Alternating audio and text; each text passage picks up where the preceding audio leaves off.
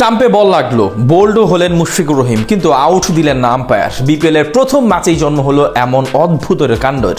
English pacer অ্যাথন ব্রুকসের বিপক্ষে ঘটে গেল সেই ঘটনা, জানিয়ে হচ্ছে এখন তুমুল সমালোচনা। বোল্ড হবার পরেও মুশফিকের আউট না হবার কারণ এবং এ নিয়ে আইসিসি নিয়ম কি বলছে, সবকিছু এক করে বিস্তারিত জেনে নেব রিপোর্ট।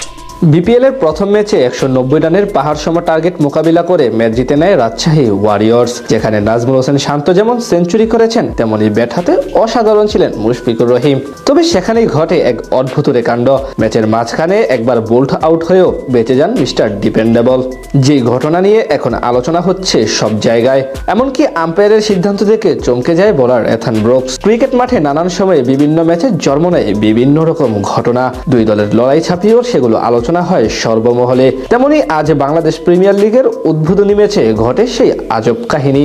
সিলেট আন্তর্জাতিক ক্রিকেট স্টেডিয়ামে এদিন টস জিতে আগে বল করার সিদ্ধান্ত নেয় রাজশাহী ওয়ারিয়র্স। ব্যাট হাতে আজ অসাধারণ ছিলেন বাঁহাতি পারভেজ হোসেন ইমন এবং ওপেনার রনি তালুকদার। বিশেষ করে রনি ধীরগতির হলেও ইমনের প্রায় 200 স্ট্রাইক রেটে 5 ছক্কা ও 4টি চারের সাহায্যে 65 রানের ইনিংসে ভর করে 190 রানের পুঁজি পেয়েছিল হোম টিম সিলেট টাইটান্স। এরপর ব্যাটিংয়ে নেমে দুই ওপেনার ব্যর্থ হলেও মুশফিকুর রহিম এবং নাজমুল হোসেন শান্ত মিলে দারুণ ব্যাট চালাতে থাকেন সিলেটের বোলারদের বিপক্ষে। সেখানে জন্ম নেয় সেই অদ্ভুত ঘটনার। ম্যাচের তখন চলছিল 17তম ওভারের খেলা।